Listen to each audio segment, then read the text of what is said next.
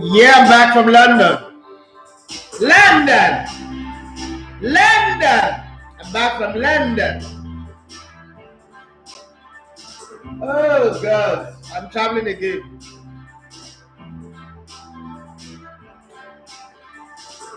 Up. Can we go now? Are you ready? Yes, sir. Ready? Motherfucker, you should be ready!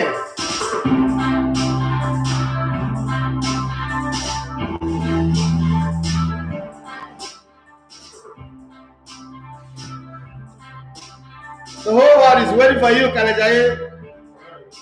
You ready? You're good. You good? Emmanuel, you're good. Put your mic properly. Yeah?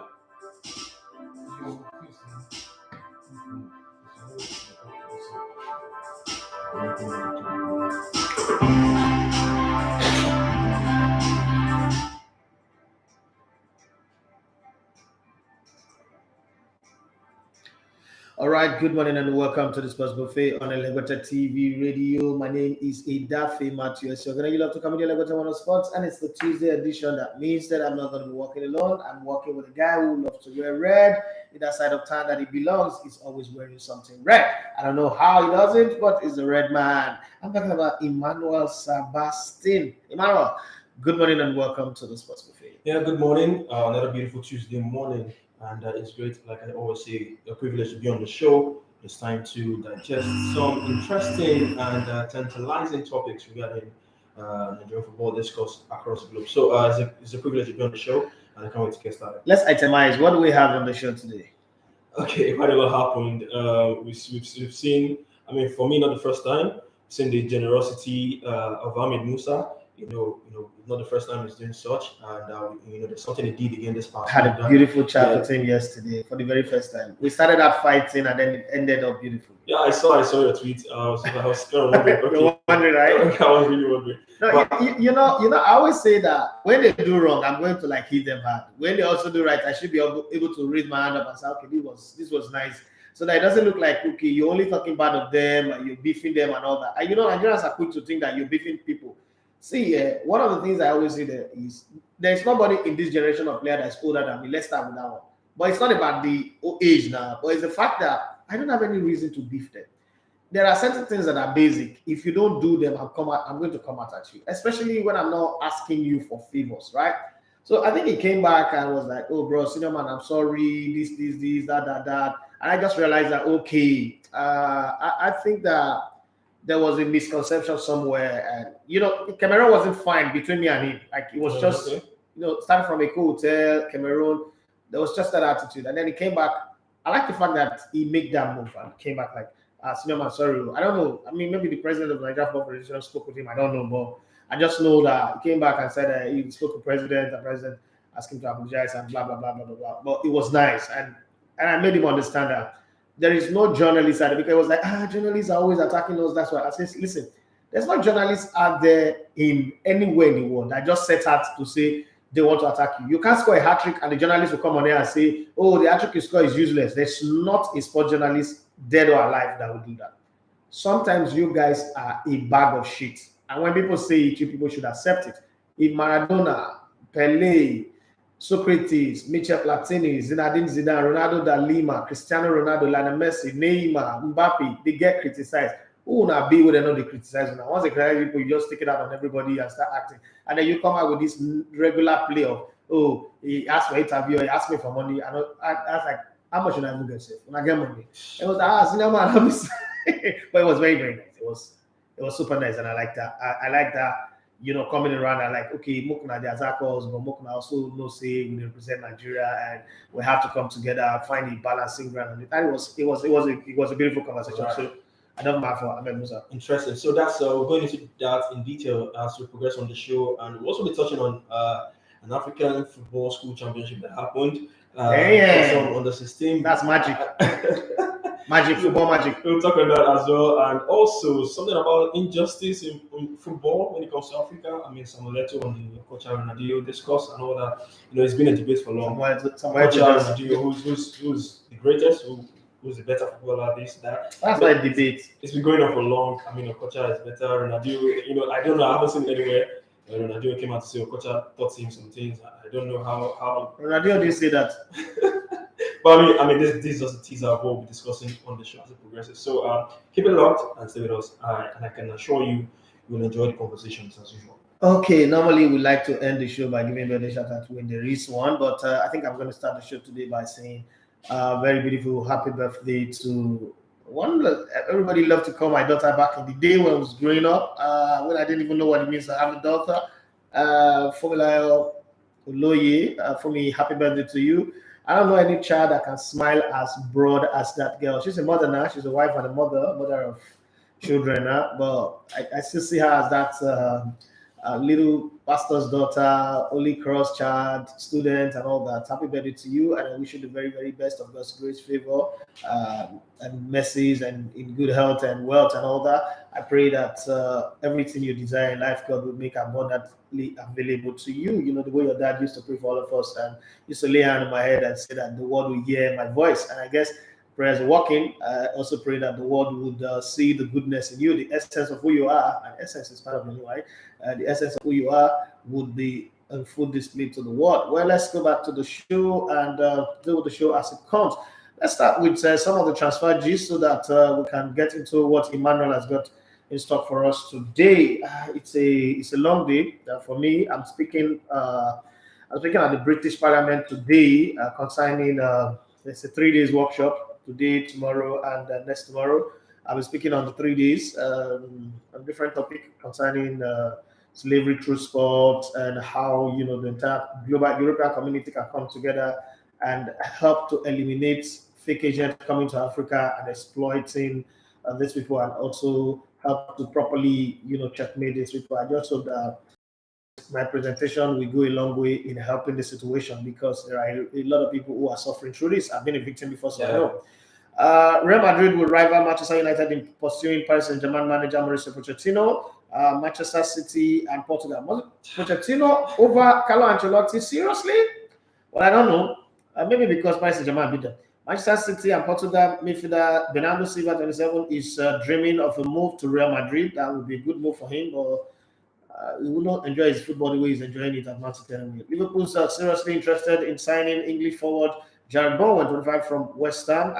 I'm amazed at how Jurgen Klopp have turned around Liverpool, and he's already getting the 2.0 version of the team without even going through any struggle. The team is still competing for titles, still pushing on all front, and they're already, skinning the team, removing the old feathers and bringing in new players systematically. I think I love what he's doing.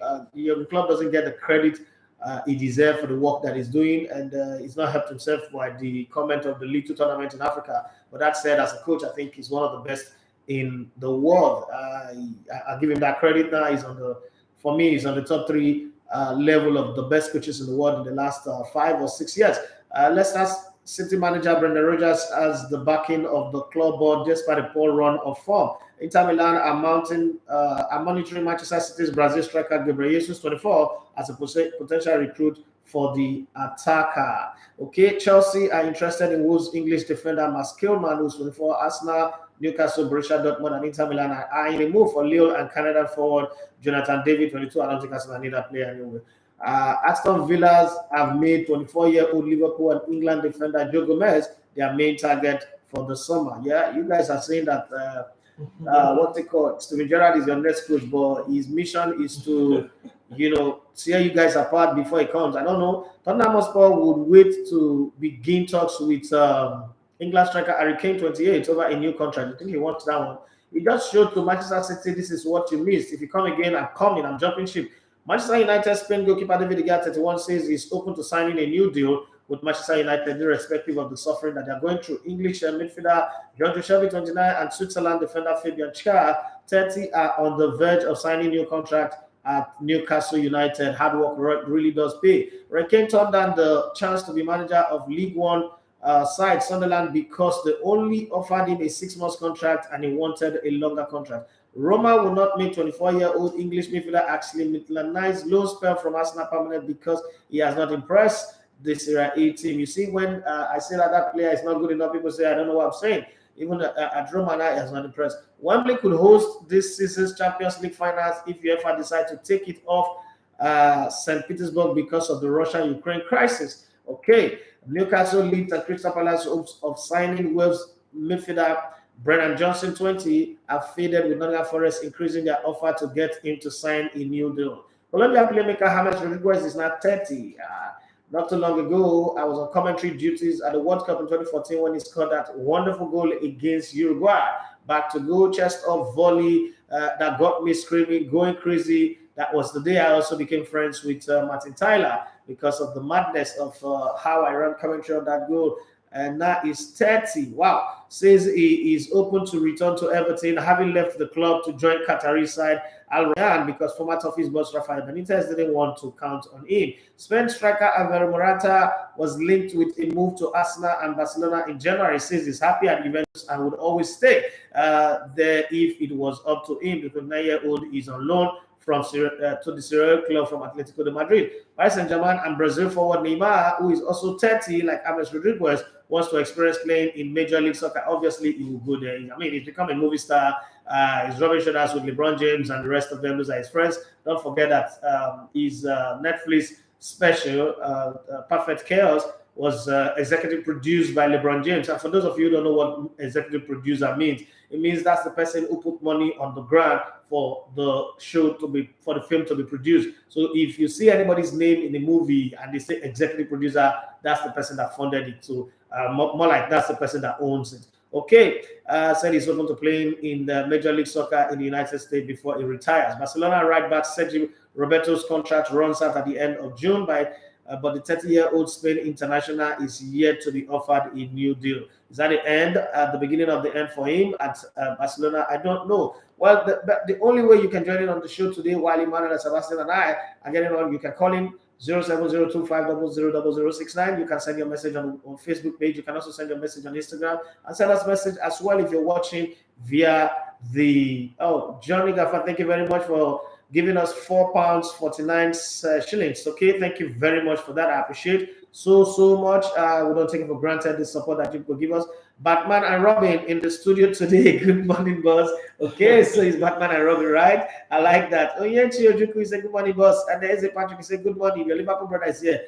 There's a Patrick, you say Joe Gomez will be surplus to requirements in the summer, so he can go. He said Russia is in the news in almost every sector right now. Well, that's true for drug. They're in the news for trying to start a war. In civilized Europe, we're still hearing of people going to war. If that was happening in Africa, people would say Africa is a zoo. We are this, we are that. We're always oppressing people. But what Putin is doing in Russia, people are pretending like it is not happening. That's the thing that I always say. When you talk about Africa, also give us credit for the things that we don't do. It's been long ahead that one African country is trying to invade or bomb another African country. What sort of insolence, what sort of stupidity is that one country will wake up and they don't want to give me visa to Russia again? Okay, I know that's where they treated my leg and I owe Russia and the doctors, Dr. Alexander, all of the appreciation why I'm not on the wheelchair or why one leg is not amputated. But I'm going to say this, it's got nothing to do with Dr. Alexander or the nurses and everybody in that hospital in Petersburg. Truth is, Putin is over pushing this. What kind of insanity will make you want to invade another country? I mean, if we don't agree to what you want, we don't agree to your prosy colonialism, can't you leave us alone? But hey, civilized world, they call the European world, but we see what they are doing. Well, thank you very much, Johnny Gaff. I really appreciate this. Whole things means a lot. First off, it encourages me to keep doing what I'm doing. It's not easy. Funding this whole project is not easy, but getting this type of support every time is great. But that said, Emmanuel Sebastian, it's your show now. Let's hit the ground running. All right, that was a brilliantly summed up from you regarding some various transfer stories. Quite some shocking rumors I got from that. I mean, but there are reasons why they're called transfer rumors. So we just wait before any official confirmation comes out of that. Okay, so let's get in on the show now. The African School Champions Cup. Our producer almost got me laughing, like really got me laughing sick. There were images online. I mean, it was hosted in DR Congo. Yeah. After the tournament, it's a FIFA-approved tournament for schools to promote grassroots football development in Africa. Now, this was a 2-day invitational tournament. Why is it that when they do competition in Africa, we must use the FIFA approved? What do you consider FIFA with school sports? I mean, it was FIFA approved because Infantino was there to present trophies to the winners. The CAF president was there as well. Okay. So after the tournament, Infantino came out to say, I mean, the tournament is here to stay. To support grassroots football development on the African continent. The next edition we have more African countries. I mean, this was just a test for systems. Now, the talking point in that tournament. Now, there's been this age discourse regarding football, in Africa and arguably, across the globe as well. Now, the winners of that tournament was DR Congo. I mean, it was under 16. They won against Senegal. Now, looking at the two images from the winners, they were really contrasted. The Senegal team that lost were much younger, looking like the school student. Yeah. Much younger, looking like the real 16-year-olds. But the DR Congo team, I mean, it was hosted in their country, so it's good they won it. No, it's not good they won it. If they have to cheat to win it, it's not good. But looking at the players, you could tell that these guys are above 16. Now, I don't know how is it that we, like I said, it's a FIFA tournament. Is it that we just allow these things to happen? Or they're not aware that these guys, looking at them, they're not aware that they're above 16. What is happening? What is wrong with this eighth grade thing in African football, especially? If they are way older than 16, this DR Congo team.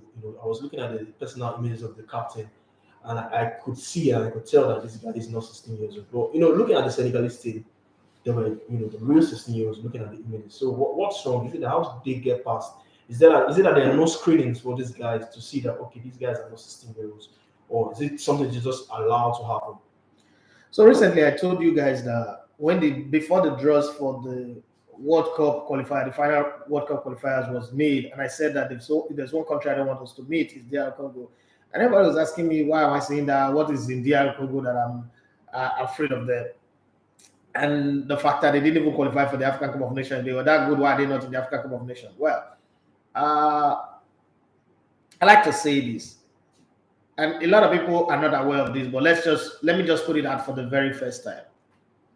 The CAF president is one of the richest men in Africa. So this is the first time you are having $1 billion man running football in Africa. You know how we used to say, as a matter of fact, of all the confederations, president is the richest. Of all the presidents running different confederations, whether you are CAF, whether you are UEFA, whether you are Oceania, whether you're CONMEBOL, whether you're Asian Football Federation, he is the richest of them all. It's in the Dangote League, it's in the Gates, the Richard Branson League. That's where he belongs. He belongs to that group of people. But you see, the thing about this money that this man have, there's one thing that nobody has ever tried to check. And I'm not saying he's got illegal money. He's also the owner of Mamelodi Sundowns, meaning that this man is a football person. True, like he's a football investor. But of all the money that he's got, his biggest chunk of wealth comes from the DR Congo gold mine that he's got a very big gold mine in DR Congo. Now try to understand this from the perspective we are coming from. I'm not saying that they are going to fix the matches, but we're humans. He who pays the piper dictates the tune. It takes government policies for you to be able to own such a large gold mine and begin to mine gold in another person's country. And now you are. There's this thing we used to say in Warri, this pidgin English parable that they used to say, person way brother and a secretary for heaven, he name us today for Book of Life. So you're not going to fit get brother where they work for water board, make they say water to the shop your madiga. Madiga is one type of biscuit. It's like a bread, it's like a biscuit. I don't know if you guys know it, but growing up, madiga was like the kind of thing, it's like the bread version of fufu. Like you eat it in the morning, it takes you from morning to night because you keep drinking water. So when you look at that, the thank you, the appreciation that the honorarium that Patrice Motsepe can give to DR Congo is to first of all give them a very fair referee. Fair, make the appointment clear. Let's see. This might sound like conspiracy theory, but Morocco would have to pray and fast and really hope. The tie that is most balanced is the Nigerian-Ghana tie. So let's bring it back to this competition. It is not surprising again that when they want to host this competition, DR Congo have to be the first to host it again. And then, they have to bend the rules to allow them use over 8 players to go win it. Because the pictures, look at the pictures. Thanks to our producer for bringing it to our notice. But look at the pictures. It is, even a blind man knows that this is age cheating. This is not, what's that Nigerian boy that went to go and sign a club in Sweden? This is not even Silas Nwankwo's level. This is cheating beyond compare. But like I always say, even it's, like in the Silas Nwankwo's level, I wouldn't even argue. But when you're saying we're playing age grade competition, we should leave it within the age grade. If you watch the video of this production in YouTube, you see the pictures and everything. And thanks to Lou, my Ghanaian brother, who brought that to our notice. I think he's one of the best journalists. I hope that when I go to Ghana for the Ghana-Nigerian qualifiers, I'll be there. I'll be able to see him because I'm definitely going to be in Ghana. I'm going to be in Abuja and everywhere. But, it's one of those things that happen. And when you think of that, you just say to Morocco, small boy, you're in trouble. The way they say it in the first version of Aladdin. I just hope that they get through it. But there's something we can say. Africa will cheat with age. It's not something new. It's something that keeps going on. And we'll keep having it. And then beyond all of these, Patrice Motsepe's talk, DR Congo is a very stubborn team. And Step Monique also add to that. DR Congo is more stubborn team than we know. So it's going to be hard for Morocco. And I think that they are going to qualify for the World Cup. But age cheating is not new in Africa. DR Congo will say to themselves, okay, because we do it now, you are talking. You use Filippo Sondo to go and play on the 21 World Cup in Russia in 1987. You use Messi to play age grade competition. And you people use, all of those players to play age grade. So who is Nigerian actually to speak against DR Congo when it comes to age cheating and the rest? Dela Jiboye had 2 children when he went to the World Cup against David De Gea. So what are we saying here? Oseni and the rest of them, they were already using Chevy stick when they went to go and play under 17. I could go on and on and on. So we've had players change their real name to another name just because so that they can play at under 17 tournaments in Nigeria. It's not new. So if DR Congo is doing it, they're probably copying from Big Brother. Big Brother is watching. All right. So I like the idea behind the tournament. To promote grassroots football, and when you take such tournament to schools, it shows that you're trying to add education into it, not just the football inside. Absolutely. Football and education. But congratulations to DR Congo. They won 3-1 at home to Senegal in that finals, and Morocco won the female version of that tournament. So a good one for FIFA for putting that together, and hopefully we get to see Nigeria participate in subsequent ones. Moving forward now, there's a quote from Samuel Eto'o. I don't know if you've been a party of this or coach Ronaldinho debate all this while. It's a useless conversation. They both play for Paris St-Germain, but recently Samuel Eto'o, of course, is the FA president for the Cameroon Football Association. Sorry, the FA president. Now he came out to say something about injustice in world football. Now he said what we saw Ronaldinho do a few years ago, JJ Okocha had done 10 or 15 years before, and he never had the recognition of others. And that's what happens. Now this is one thing that I find fun, and that's what happens when it comes to Africa. Why do we always feel attacked? Anytime something happens, if it's not racism, we always feel. I understand these things happen, but we shouldn't always feel attacked when it comes to situations like this. But that's another discourse. But Okocha, Ronaldinho, do you agree with what Samuel Eto'o just said? That what Ronaldinho did a few years ago, JJ Okocha had done it 10 or 15 years before and never had the recognition of others. Samuel Eto'o, fine guy. To me, the most successful African footballer that ever played football. So I'll give him the respect he deserves. Honor to whom it is due. I'll give him his flower. I can't take anything away from him. Is the example that anybody who is playing football in Africa wants to follow. But I am sure Samuel Eto'o never wished to be like Okocha. I am sure if Okocha is that good, I understand he's not the football president in Cameroon and he needs to be in the news. He needs to do a lot of talking, go get shifted title, sack people who come late to work. That's the good side of it. But you see this conversation, Samuel Eto'o is not deceiving anybody. This is what they call eye service talk. He should stop it. Okocha and Ronaldinho are not mates in football at all. Even his football artistry, even Ronaldinho is way better than Okocha. Ronaldinho did not start at the top. You know, when people bring this conversation, they talk like we are all small children. I was in Port Harcourt when Nigeria 99 was hosted.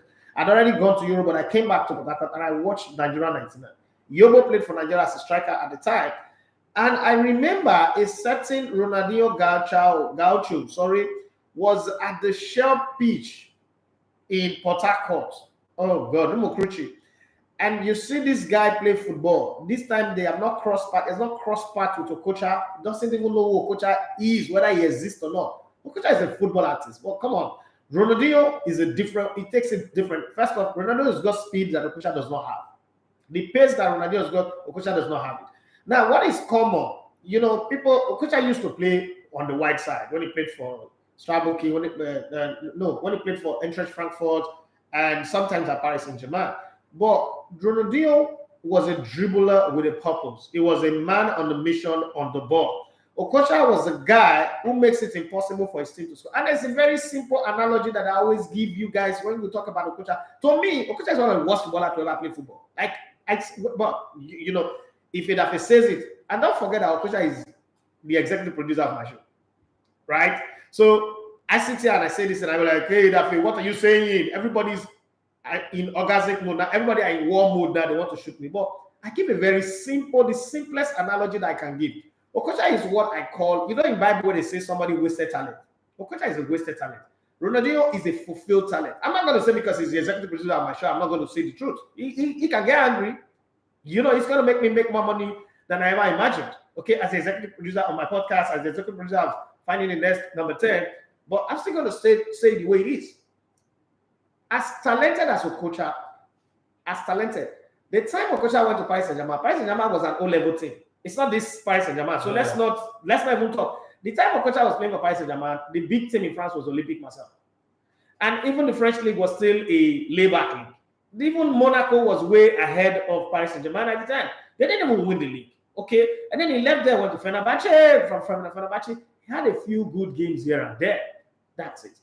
Ronaldinho, Barcelona had not been known for the Champions League. They'd won it only once in their entire life, and nobody really took them serious, even with all the great players that they've had, until Ronaldinho showed up.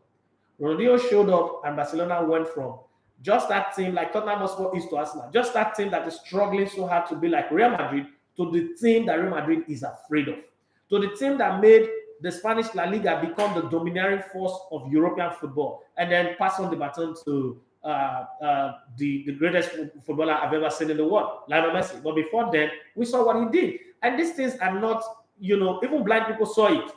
Blind Martinez saw it and he testified of it. So we're not going to be here talking about Okocha. I can't remember some. If you talk to me about Bolton Wanderers, let's be very honest. If Ronaldinho played Bolton Wanderers and Okocha played Barcelona, would we be having this conversation? If Ronaldinho played Bolton Wanderers and led them to the highest height is the Carling Cup finals that they lost to, I think, Aston Villa, would we sit here and say a player whose highest height, highest glory is going to Carling Cup final in club football in Europe or winning the league in Turkey is not the guy you want to compare with the guy? Okocha is not on Deco's list, on Deco's level, not to talk about. So you're trying to say he didn't do it in the bigger stages? They should not even compare the two of them. Ronaldinho won the World Cup. And he was a star player in the World Cup. He won the Confederations Cup. He was a star player there. He won the Copa America. He was a star player there. Okocha played 10 years or 9 years with Sunday Olise, who is a deep line midfielder, a defensive midfielder. Sunday Olise created more assists than him. They went to the Olympic. Even at the Olympic, Sunday Olise created more assists than Okocha. What is the essence of the dribbling if the dribbling is not result-oriented? Let's not even have this conversation and begin to, you know, fool ourselves because we're Africans. We like to nag, and that's exactly what Samuel Eto'o is doing. We're just nagging. If we're not crying about racism today, we're crying about this, we're crying about Ronaldinho for football. And Okocha, if you call the two names, it's travesty. It is a crime that is punishable by hanging. You can't call those two names together. What are we saying here? Okocha was a circus showman. He was a showman that, you know, if the people who played with Okocha would be honest to God and come out and speak truth to power, most of the strikers, people like the Victor Gali, Agawa, Obafemi Martins, and the rest of them, will say that their goals were reduced in the national team because of Okocha. Let's not, you know, mince word and pretend about it. We see Okocha in France 98 doing his own thing while the team was suffering. We saw him in 94 against Italy doing his own thing when he needed to set his attacker free. Okay, when we even need him, we're leading now, hold on to the ball with all this your prodigious talent, with all this your skill. Hold on to the ball so that the Italians will not get the ball. He didn't do it. And then he loses the ball. He doesn't even track back. He doesn't even support the team. It wasn't. See, one of the best games I see Okocha play for Nigeria in Tunisia was the semi-finals. After that, Okocha came to the fore from 2004 till he retired. But even at that, he was winning out. Ronaldinho was consistent. He didn't have like a long span career, but the short time he played, have we ever, think about this, have we ever sat down and compared Okocha with Messi? Have you ever seen anybody do that? No. People, there's still an argument that Messi is not better than Ronaldinho. There are people who still argue that, no, we cannot agree, Messi is not better than Ronaldinho. And this talk of the one that I hate the most, and that pisses me off the most, coming from a footballer, that Okocha taught Ronaldinho what you know how to do. And Okocha has not been able to teach Alex Iwobi how to play football. Please, nigga, please talk better than that. There are some things you say, I will say we're joking. But then there are some things you shouldn't even say at all. So you think that Okocha can pass talent to Ronaldinho, a Brazilian, but he can't pass that talent to his own bloodline, his own sister's son. I beg. But let's look outside the football aspect now. Do you think can we judge him outside football? You know, because a lot of people, I feel Okocha wasn't pushed enough. I mean, who they push? Who they do the pushing? Because Ronaldinho outside football, I mean, there are other things he does to to push himself. Who's responsible for that? Yeah, that's another angle you may want to look at. Am I the one responsible? I'm not the one responsible for pushing your brand. First off, if Okocha as a person, let's not forget that Okocha is not a first generation footballer. His elder brother Emmanuel had played football before he came in. Emmanuel was a real JJ. Yeah. So if there were mistakes, look at Floyd Mayweather. Floyd Mayweather is this successful because he learned from the mistake of his dad. Mbappe is turning out to be who he is today because somehow his father played elementary football. Erling Haaland also is because his father, Haaland, played for Manchester City before and is learning from the mistakes of his dad. Second generation players are supposed to be way better. What is the lesson that they learn? Let's not talk about Okocha and call Ronaldinho in that sentence. If we want to talk about Okocha, for me, I wouldn't even say Okocha is the best number 10 that came out of Africa. If you put Momo Abutrika here, and you put Okocha in the African continent, I will put Momo Abutrika way ahead of Okocha. If you put Rabamaja here, you put Okocha here, I will pick Rabamaja ahead of Okocha. What are we even saying here? What are we saying? Like that Okocha taught Ronaldinho. Then they teach person how to play football. Then they teach person football. Football is this is how I define football. Football is the crude oil that God gave to the poor. That's how I define football. That's why it is also very hard for you to see rich people's children who know how to play football. Football is the giveaway that God used to bail out poor people from poverty. Look at the best footballers in this world. They are from the slum. I've not seen an ambassador's child who is a heavily talented footballer. Maybe you mentioned Sona Loku, whose father was rich. But hey, it's not prodigiously talented. If you look at the prodigiously talented footballers, they are from the worst of the slums. This thing, Alex Iwobi knows how to play ball because his parents gave money. Okocha play football because it's a do or die thing. It's a life or death thing. Is he talented? Yes. But the talent did not manifest properly. It's like when you go to Harvard and come out as the best student of Harvard with your certificate and everything. And then you start working as a political talk to Jagaban. And then they say you are a very brilliant person. My friend, go and sit down, go and look bush. People are using the talent that you have to create global solutions for problems that will last generations. You are doing political talk and you say you go to I beg. Gaddafi's son played for Inter Milan as a political figure, not as a footballer. Where did? Don't be dodgy. I beg, leave that one. Let's not talk about all those people. Okocha and Ronaldinho cannot be in the same sentence. These are people who play football in my generation. Okay? Every landmark of Ronaldinho's career, we can point out the great things that he did. Okocha, plenty anonymous. Times when you needed him to bail out Nigeria. Yes, there are a few moments here and there. The 2000 Nations Cup finals where he scored one goal, and as Africans we over celebrate that one. The Eto way with the talk. So if they put Eto here and put Okocha here, who would you pick? No, who would you pick? Somebody that even another African Footballer of the Year, nothing won. They talk of what award. Samuel Eto'o won an African Footballer of the Year award over Okocha. He didn't come out on that podium and say, "No, I don't deserve it. Give it to Okocha." Did he say that? But Ronaldinho won the World Footballer of the Year ahead of Eto'o. Eto'o did not say this award that you are giving me, give it to Okocha, is the man that deserves it. Did he say that?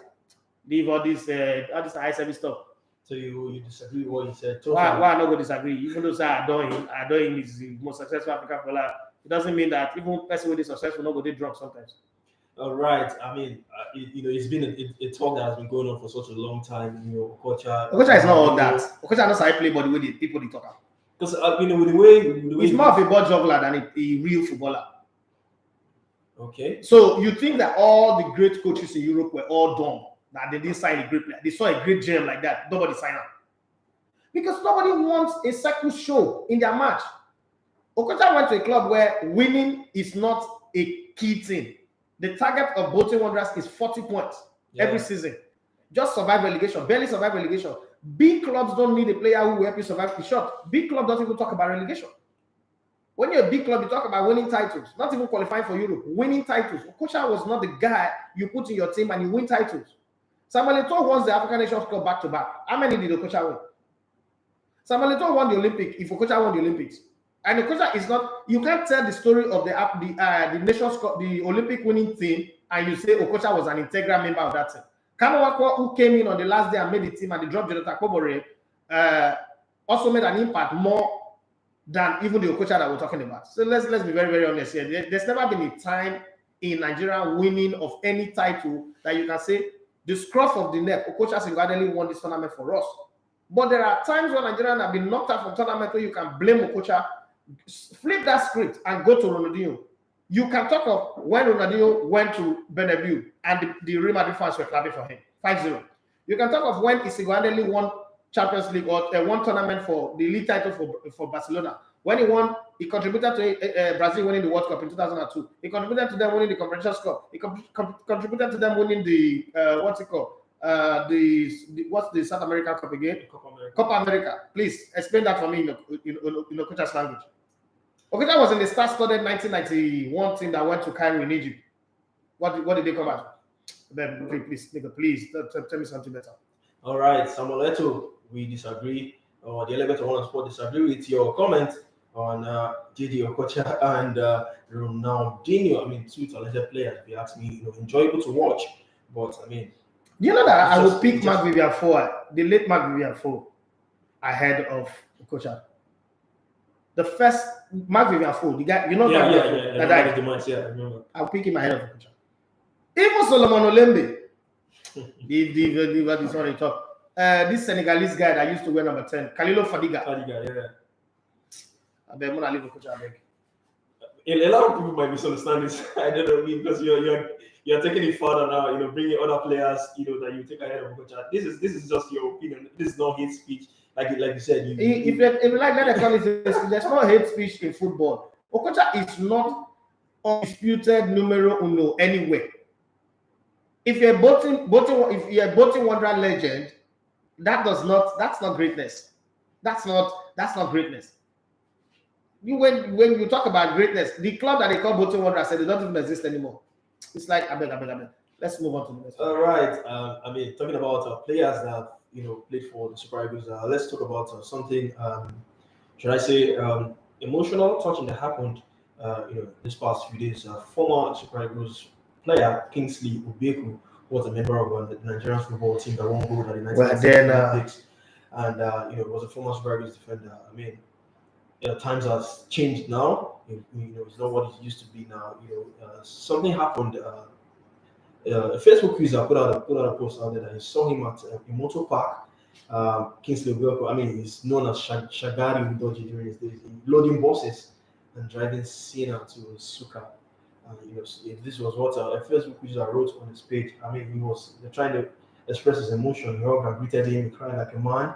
How life can be cruel. I mean, these are touching stories. I mean, Obiekwu was a player. What is touching about the story? The way he wrote it, the way he put out a story on Facebook. Nigerians would like to get emotional with some things. So he was trying to call for help for the former Super Eagles international. But fortunately for him,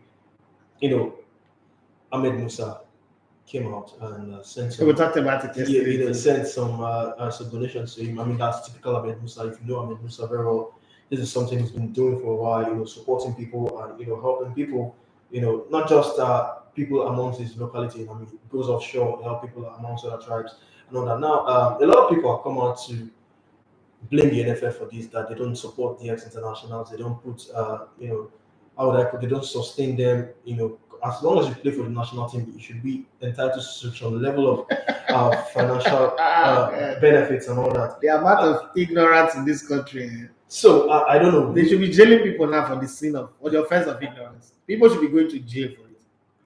Now, how do some of this? Like I said, credit to Ahmed Musa for supporting. But I mean, what can you say about ex-internationals who play at some point and they just go broke? Life isn't going easy on them anymore. Is this something you do support the idea of the NFF, supporting them at some point, when their career have gone past it? No, let me take this call first. Let me take this call. I'll answer you very well. Hello, good morning. Yeah, good morning. My name is Ellie Johnson. Okay, Ellie Johnson. This morning. Good morning. Before Bros answer that question, make a first answer that question because it paid me as we talk that he say emotional. The guy just like he died. I don't understand what makes it emotional for the story. Why we be like this? Why are we always trying to make things? I don't see that thing vex me. What's the emotion? You see person say the person is now a bus driver. You all of a sudden you come and see that person will write that story. Many times I don't know for Facebook and I know want to. Some people just make things out to blow things out of proportion. And like I said, the first time I heard Ross talk about this thing, that guy is not suffering. He is just into another line of business, period. I don't know if I want to talk about that. Let me focus on how they qualify Nigeria for World Cup or Abeg.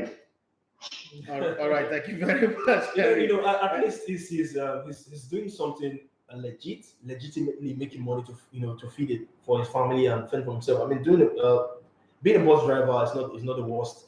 It's not the worst thing in this life. It's not the worst thing to do. But I mean, there are other footballers who What is the bot? Why are you bot? No, there are other footballers who their career gas plan, they went into something, maybe drugs, do some other things. But I mean, this is legit. You're legit making money, doing something for your family. So let me deal with the answer. But before that, let me read some of the messages that we have here on YouTube. Okay, Eze Patrick is on fire this morning. He said, I always laugh when teams cheat in age grade tournament. Make una trust the process, aka I asked Tony Cruz and David De Gea. Eze Patrick also went on, he said he didn't have the drive for top-notch success like others did. That's Okocha.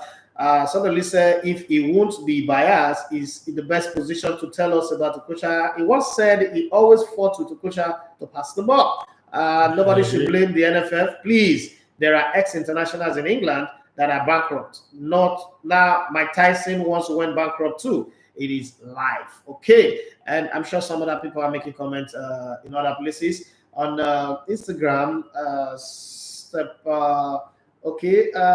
Suddenly say laughing at loud. Whether you like it or not, Okocha is a great player. I mean, there are so many great players now. Nicolas Pepe is a great player now. When you talk about great player, it's a matter of perspective, okay? Jack Wilshere, to Jack Wilshere's family and his fans, Jack Wilshere is a great player. So using the word great player does not also put in everybody that played football is a great player. That's why they sign professional contracts. So they are great players. But can you measure that great to another great? Your rock is solid until they use another rock to smash up.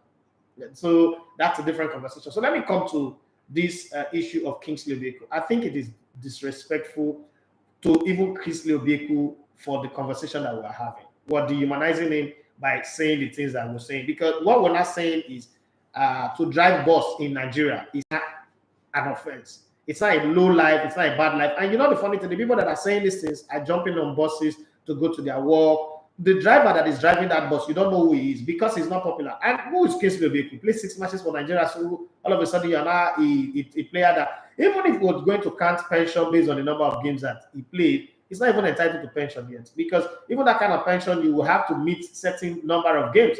In your companies that you work, how are you entitled to pay pension? You work 6 months a year, you get $1 billion pension. Is that the way it works?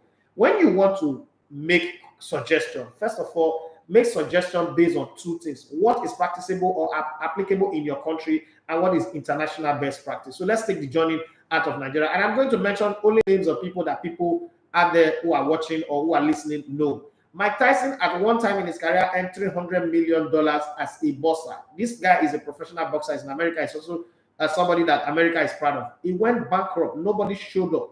How he came back is when he wrote that book on Undisputed. That's the book that bailed him out. You see, the thing about playing for your national team is you get the exposure that some of us are fighting. Everybody's fighting for to get following, to get numbers. You get the exposure, you get the numbers. What you now do with it is your responsibility. It's just like the way God created us into this world. God, since I was born, I'm 44 going to 45 by the end of this year, I've never seen God in person. I've not seen God come down and do anything for anybody. And I've never, ever see somebody pray and say, oh God, lift this mountain from here and put it here, and the mountain move. No. What God does is He gives you the strength and the idea to be able to crack that mountain and move it from one position to the other. So God gave you the opportunity to play for Nigeria and gave you the greatest opportunity to be part of the team that went to the Olympics. And I'm very, very certain just to write a book. And when we say write a book, it doesn't necessarily mean him writing the book. He could get a publisher, tell the publisher the story of his own experience,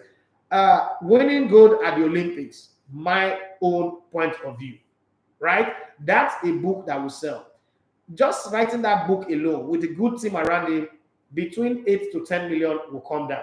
Let's say they take charges, people take money off him, he will still get 5 or so or more or so. And then he could also turn that into a short story, a short film that OTT platform owners would take. That's one side of the story. Secondly, since when is boss driving an offense? Coach Charis, the man, Maduka, Cosmos Maduka, the owner of Coach Charis Motors, was a mechanic and a bus driver at some point. The guy who owns Young Shagro was a bus driver at some point, and he grew his fleet. Today, there is hardly a person who's traveled from the east to the west and northern part of Nigeria that have not at one time, forgetting now that the roads are not safe anymore, that have not at one time used Young Shagro.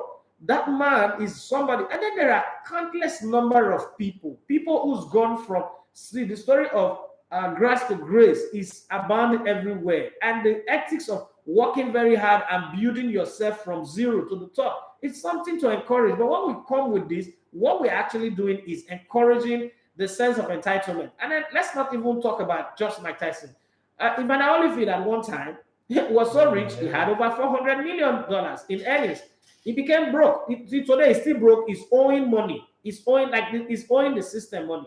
And Iverson, the one they call the bullet, the one that is so good that even Kobe Bryant was afraid of him. He played for the Philadelphia 76ers. He got so broke. The only thing that saved him is that when he signed that endorsement deal with Reebok put out some money aside and said that you get the total money when you're 55. But what we'll do for you is every year we'll give you $1 million. That's the thing that is sustaining him right now. Okay, he's the Chris Brown of basketball. But we saw how it happened. Recently, the pictures of the most talented English player, or the second most talented English player beside George Best, Paul Gascoigne, was everywhere because of his alcohol problem. Nobody, not ex-footballers, came to his aid. The English FA didn't come to his aid. He had to deal with himself. Tony Adams one time also went so bad that he survived after rehabilitation. What did he do? He wrote a book. I have the book in my library here. See, when you play football, nobody owe you anything, because let's call a spade a spade. When you play football, you get more than you deserve in life. And that's one short window that you have. That's why they say footballer's career is very short. That short window you have, your job is to invest it properly. And people think that investment is just in money. Investment is not just in money. And I mean, Manny, you're close to me, and the both of you, me and you, will benefit from this. The friends that you make is your most expensive currency. How do you relate with them when you are on the top, when everything is going well for you? How much relationship? Because this guy played for Go Ahead Eagles. You're telling me that, why are we not blaming Go Ahead Eagles that they didn't put a pension scheme in place to take care of their ex-players? Why are we saying Super Eagles? How many matches did he play for Nigeria? When we talk about playing, even the Olympics I went to, did he play any game at the Olympics? If he played, I can't remember. So when you start blaming the FA, you are not shifting the blame. And this is how the Precious ended their show when they were talking about giving excuses. You see, one of Nigerians and Africa's biggest problem, why we are where we are, is that we always look for somebody else to blame for something that we should hold ourselves accountable for. You can't keep doing that because it's not the right way to go. Obiekwu driving bus is not bad. There are, if roughly, I've not done the count, I don't know if anybody's done the count, but I'm sure in the country of 200 million Nigerians, there are over, maybe, let me be very, very modest with it. There are over 5 million bus drivers. If you add taxi drivers and keke drivers and the rest, there are over maybe 10 or 15 million drivers in Nigeria. If you tell me that seeing Kingsley Obiekwu load buses in Oka to whatever is an offense, then you're practically telling me that Kamaru at Ajah bus stop under bridge that is loading bus right now, somebody should take care of him. You're also telling me that Usman in Kofa Amata in Kano that is loading a bus that is going to Samaru or in Kaduna or going to Congo should also be taken care of. There is no way that is going to happen anywhere in the world. As we're talking right now, Akansuko, who used to play for Galatasaray, who played for Blackburn Rovers, who led Akansuko, not Devosuko, Akansuko, who played for Turkey, who led his team to the semi-finals of the 2002 World Cup, is an Uber driver in the US as we speak. There is nobody complaining. There are countless ex-sportsmen, men and women, who are doing Uber drivers. Some are working in nursing home, cleaning old people's diapers just to make a living. Nobody is complaining. The system or the government does not owe you anything. The greatest thing you would have, let me say this and say it again. I've said it on this show before and I'm going to say it again. To play for your country is not a favor you're doing for the country. Rather, it's a rare privilege that only few people get to enjoy. When you enjoy that privilege, build on it, leverage on it properly, that it turns out to be the stepping stone that changes your life forever. Exploit all the opportunities that are in. Embedded in the opportunity to play for your national team is a movie. Embedded in that opportunity is multiple books. Embedded in that opportunity is networking with people. Yeah. Many people have gone on to become commissioners in their state just because they play football, not because they have the right education. Okocha is one of them. Okocha was sports commissioner in Delta State for years because he played football. Now, Okocha don't get education. There's no education to it. So if you bring it, but well, I mean, our president came into power with like this, so let's not even use education. It's only when you want to get a job in Nigeria that you need all the big certificates. 150,000 job. Boy, you want to get political appointment, you can use like this. But I'm just saying that. And other people are benefited. People are special advisor to governor. People are, big boys in offices of government because they play football. Amokachi, Emmanuel Babayaro, a lot, Dijani Bangda, all these people have access to the presidency for years just because they play football. What you do with that leverage, that opportunity, is what matters. Some people have become corridors of power boys, and they help to carry file of one person to the other, and they get proper settlement just because they play football. If they were to go through the normal process that me and you are going through, they will never be able to make $1,000 for the rest of their life. So you can't come out and say because somebody is doing a legitimate work of honor, that have dignity, you now come and first of all make the person look like he's driving bus now, it's not a thing of shame. The man now will not be ashamed of himself. Every time he's in the park, he'll be looking behind the shoulder if people are mocking him, if people are laughing at him, or if it is a normal thing he's doing. And then the man goes into depression and commits suicide. Then people will come and say, oh, Nigeria didn't care about him. No, that's not the truth. This man has been given all the opportunity that life can throw at you. And it's not about Nigeria, it's about life. You think he was the most talented footballer of his day? You think he's the best footballer of his day? He was picked. That's where Nigeria already gave him the lifeline. Nigeria already gave him a blank check. What you now do with that blank check is your responsibility. Do I have pity on him? He does not need pity. There's no pity. Okay? Everybody's not going to play football and come out and become George Okongwe or Samuel Eto'o. Some of us will play football and come out and start from ground zero. If we talk about people who make sacrifice, what do you say of Toby Adepoju? Toby Adepoju, and I'm going to mention him, not because he's very popular among the whole world, but he's popular in Nigeria. Toby Adepoju was rejected in multiple radio stations because they said he had a Yoruba accent. That's the truth. Racism. They say he has a Yoruba accent, he can't talk sports. He shouldn't bother about talking about European football because he can't pronounce the name properly, because every time he pronounces it with a Yoruba accent. The young man decided, okay, he wants to rediscover himself. He went around Nigeria, covering Nigerian league, doing it the local way without his Yoruba accent. Today, Toby Adepoju is probably the most sellable commodity or the most sellable product in sports media, because the man did not give up. The man did not see his disadvantage as a disadvantage. They didn't even judge him by his educational qualification. He was judged by the accent of his mouth, which is not supposed to be a problem, because if a Russian is talking like that, you'll be happy. You say it's sexy. If a Frenchman says it, it's sexy. If an Italian man says it, oh, you say it's sexy. But a Yoruba man talks with Yoruba accent, you say he doesn't have English or British accent like Emmanuel Etim or like some of the guys who have good accent, and then he shouldn't get a job. But did the guy quit? No, he didn't quit. He went on fighting and make a living out of himself. Nigeria should stop saying that the NFF abandoned people. There is no way that is even possible anywhere in the world. There's no place. Forget all this stuff that people say. If you play ball in Europe or you play one place, they'll give you a number of money. Now lie. Those people are lying. There's nobody who's benefiting from it. We've seen people who go broke abroad and they die of depression. Some people even go homeless. There's no system that caters for you. I think I came across some stories. So some players get paid even after for gas going, what did they pay him? Tony Adams, what did they pay him? All the people that have retired, it is you to use your money that you make in the game and invest it properly. So let's not even say anything. I want to talk about the system. Gianfranco did not play for Nigeria. Gianfranco have more properties in Nigeria than anybody who's ever played football. How did he get it? Just because he played football and he's a Nigerian. Obasanjo gave him about 40 hectares of land in Abuja because he's a footballer. You know how many Nigerians who go to abroad and come back, who went to study and come back? So I don't think it is necessary. The truth of the matter is, it is not a responsibility of the NFF. This man had all the opportunities in the world. And if he chooses that, oh, I want to be modest, I want to drive cab, that's his business. I know people who retire from football and they said, I want to go into farming. And you see them farming and they love it. So we should encourage that dignity in labor where people work hard and earn a living from it. But let's not just dehumanize people and make it look like, oh, because you're driving taxi, it means you're a failure. We shouldn't create that kind of system in our country. It's not sustainable. It's not sustainable lifestyle unless you want the person to be fake. Yeah, because there's social media does not mean that reality have vanished. There's still reality, and that's just the way it is. As we round up, let me take this one from our YouTube channel. Daddy Bayano Gune said, good morning, good job. As Patrick said, David James and John Aniris. Good. John Aniris is another good example where declared bankrupt, but they spoke to their friends and got billed from it. I am sure even big Liverpool fans are not aware because nobody talked about it. As Patrick, he said, it's good someone spoke out for him, but please don't blame the NFF. As Patrick, there is a driver at Shagamu that once worked for the Ogun State government for 6 years. Please, let's end this topic today. Thank you very much, and God bless you all.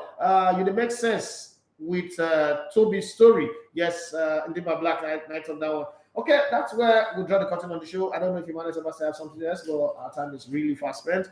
I mean, it's good. It's good that Francis Kingsley Obiekwu is getting the support he's getting right now. I mean, talking about coaching, he had a coaching pro license certificate in the UK and also as well, but he's not been able to get an MPFL coaching job. So maybe coaching is one area he might be looking forward to when it comes to jobs are things you earn. You don't get it because you're an ex-player, right?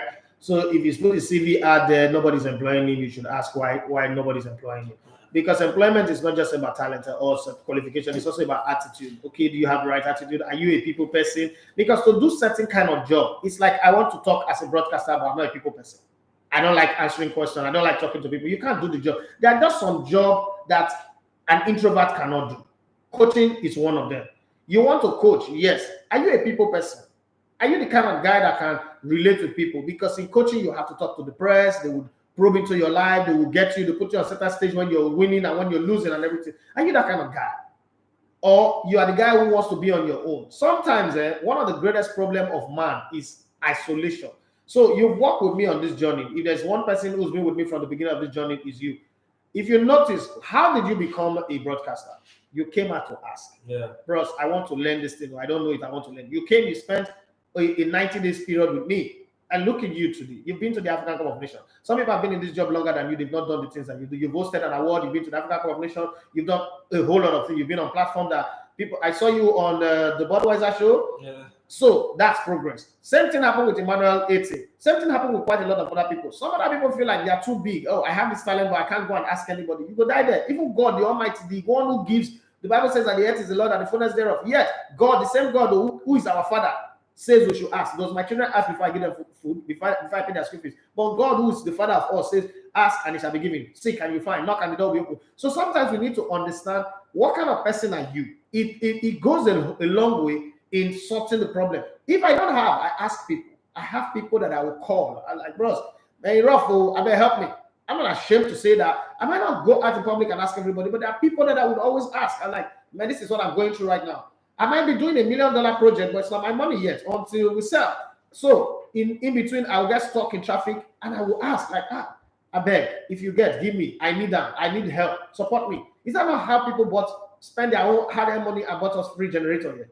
So it's not like you can't ask, but some kind of job will not come your way if you don't put yourself out. How much has he put himself out? But then if he's choosing to be a bus driver, I think it's a good thing. He could go from one bus to 2 to 3, 4, 5, 6. I know a friend of mine who have like 4 Uber vehicle in this Lagos. I know a guy who back in the day when I was in Brilla, one day came to me and said, I don't know what to do. I said, turn your Camry into transport now. Turn it to Epoch Taxi. Right now, as we speak, you have 8 cars.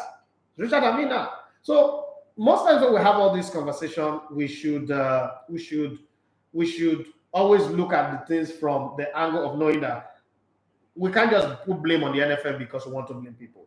Good morning, Edafe. Did you watch Ronaldinho in Egypt 1997 World Cup when he won it for Brazil? So there is no comparison between the two of them. Thank you very much. Yes, I did. And I saw him 2 years later in Nigeria in 1999. Because I was in Mauritius, 93 is what I wanted to say, not Cairo 91, sorry. But thank you very much for that one.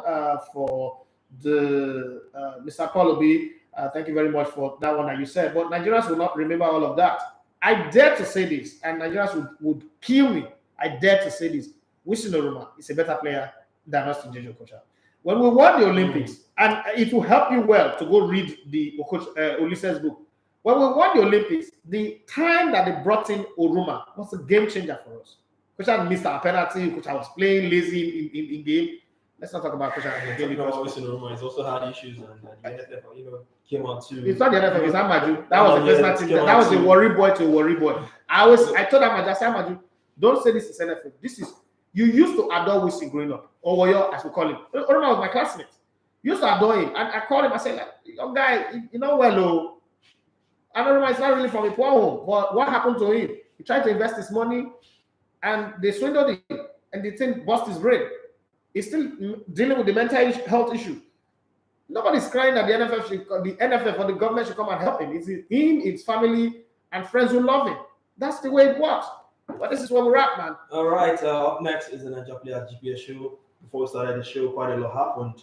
Gallo Seaman vote on target yesterday. Keep it locked on the Niger Player GPS show.